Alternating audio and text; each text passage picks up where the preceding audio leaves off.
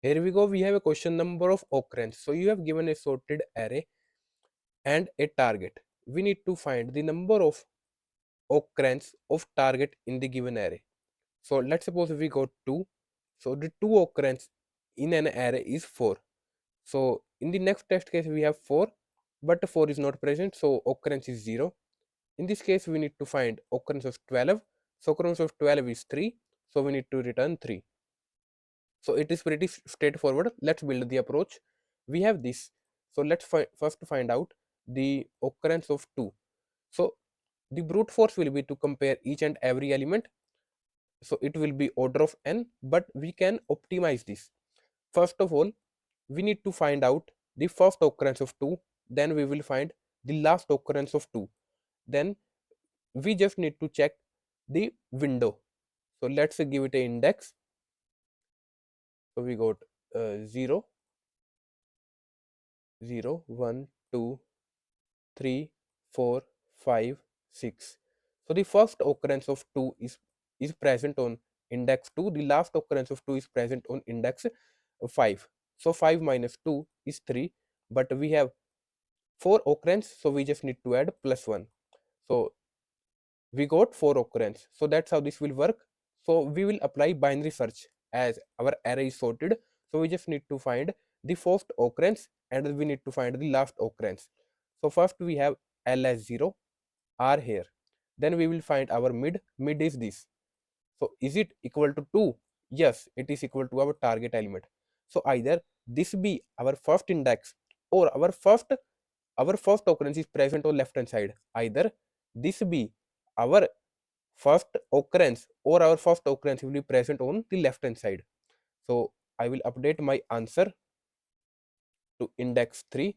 Then I will shift to left hand side. So we have here, then we will find our middle element. The middle element will be 1.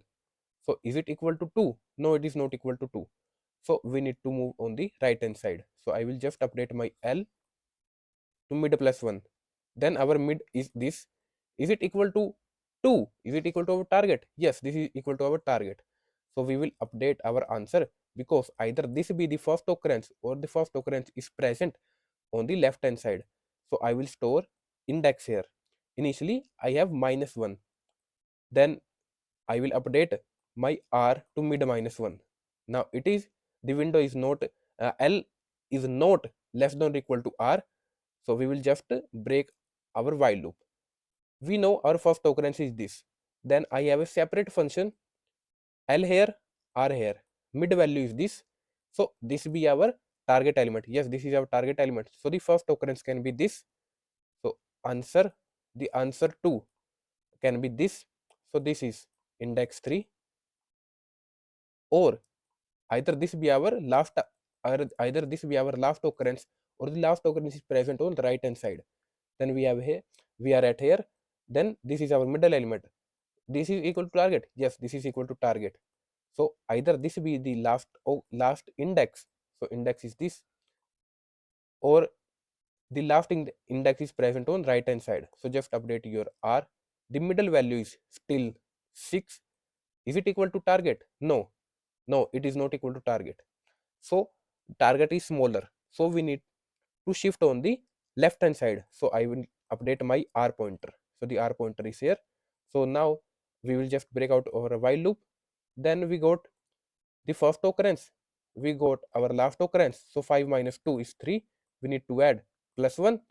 Then we got 4.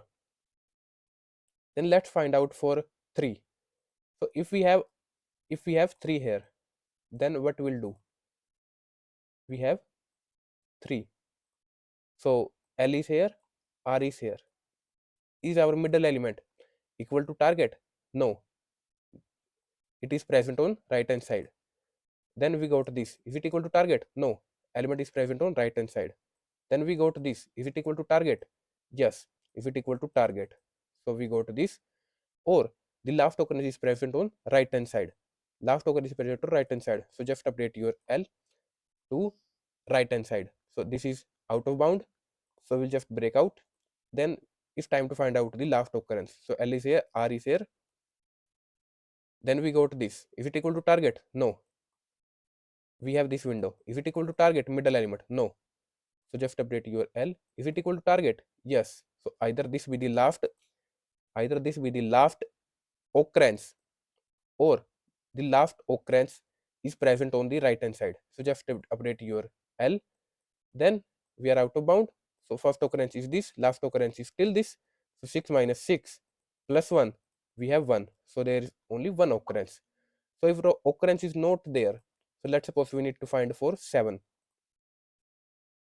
So in this case, what we will do, we have L here, R here, mid is this. Is equal to target? No. Move your L pointer. Is the middle element equal to target? No. Move your L pointer. Is the middle element equal to target? No. Move your left pointer. So now it is out of bound. Our answer contains -1. If answer contains -1 for the first function, it means target is not present in an array. We just need to return 0. There is there is not any occurrence of the target. So now let's go to this. First we got n. Next we need to find out L, our lower bound, smallest value index. So I have this. We need to find out the starting index of x. Initially we have answer as -1. Then this is the condition. We need to first find out middle element. If our target is present on right hand side, just shift your L. If it is equal to target, so either this be the last index, so answer is mid, or so we need to find out starting index. Either this be the starting index, or the starting index is present on left hand side. So move your R pointer. Then we have checked for if target is greater, target is equal, or target is smaller. If target is smaller, it is present on left hand side. So we will shift to left hand side. Then we just need to return the answer. If L is -1, we don't find any index of the target, just return 0. Next we need to find the largest value index. So we need to find ending index of x. So we got same condition, same middle value. If our x is greater, we will shift to right hand side. If it is equal, so either this be the last index, or either this be the ending index, or the ending index is present on right hand side. So we have checked if x is greater, if x is equal, or if x is smaller, so we will shift to left hand side. So we will shift to left hand side, just return the answer, and we just need to return how many occurrence are there. So this will work. Let's submit this. Now let's talk about time and space complexity. We are using binary search. This function will take log n. This function will also take log n. So the total time complexity is log n, and space complexity is constant. We have solved this question in the expected time and space complexity. I hope you have learned something new. Code is given in the description box. Thank you all for watching.